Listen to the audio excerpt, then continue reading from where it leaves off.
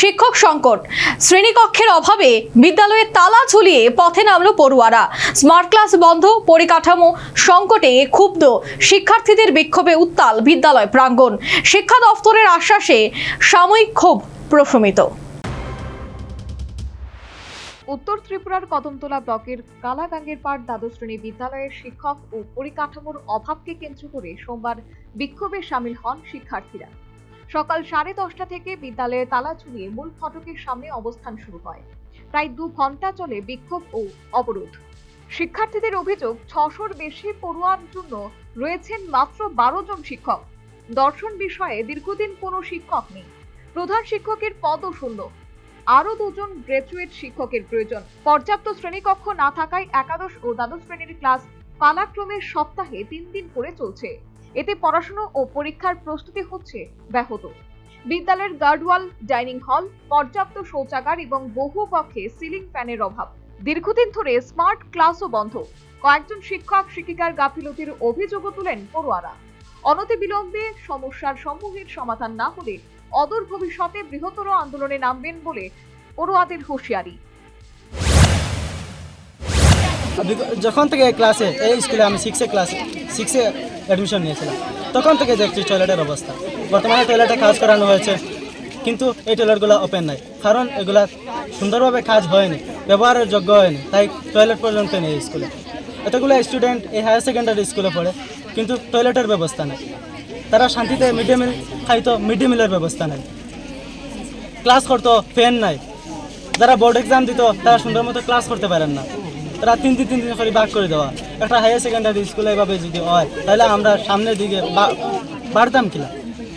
10:30 থেকে আমরা এই অবরোধ শুরু করেছি। বর্তমানে অনেক বেলা হয়ে যাচ্ছে, প্রায় 2 ঘন্টা হয়ে যাচ্ছে, কিন্তু আমরা শুধুমাত্র এখন আমরা স্কুলের সামনে দাঁড়িয়েছি। কিন্তু এই আমাদের সমস্যাগুলো যদি আমাদের সঠিক মতো পূরণ না হয়, আমরা আরও এই অবরোধ অনেক বাড়িয়ে যাব। খবর পেয়ে ঘটনাস্থলে পৌঁছান জেলা শিক্ষা আধিকারিক ফিরঞ্জন ত্রিপুরা। তিনি বিদ্যালয় পরিদর্শন করে শিক্ষার্থীদের সঙ্গে কথা বলেন। তিনি জানান, শিক্ষার্থীদের দাবিগুলি যৌক্তিক। সমস্যাগুলি গুরুত্ব দিয়ে পর্যায়ক্রমে সমাধানের উদ্যোগ নেওয়া হবে। তাদের দাবি দেওয়া যেগুলো আছে সবই ন্যায্য। সেগুলি এখন সবটাতে আমরা এখানে বসে এখানে মিটমাট করতে পারবো না। আমরা চেষ্টা করছি ধাপে ধাপে এগুলি কীভাবে করা যায়।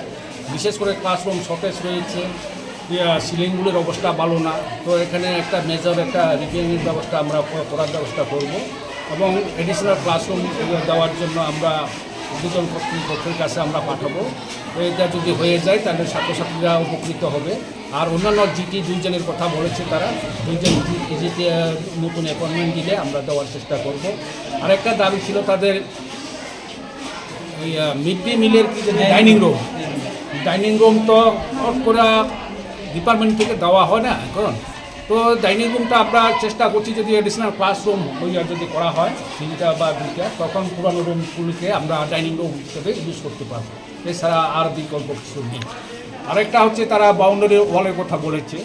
বাউন্ডারি ওয়াল এখন সচরাচর আমরা স্কুলগুলিতে ডিপার্টমেন্ট থেকে কোনো বাউন্ডারি ওয়াল দেওয়া হয়। তো এখানে গ্রিন ফেন্সিংয়ের ব্যবস্থা আছে। এটা স্কুলের সম্পদ, জনগণের সম্পদ, এটা সরকারি সম্পদ না, এটা সবাইকে মিলে হয়। প্রশাসনের আশ্বাসের পর শিক্ষার্থীরা তাদের আন্দোলন প্রত্যাহার করেন।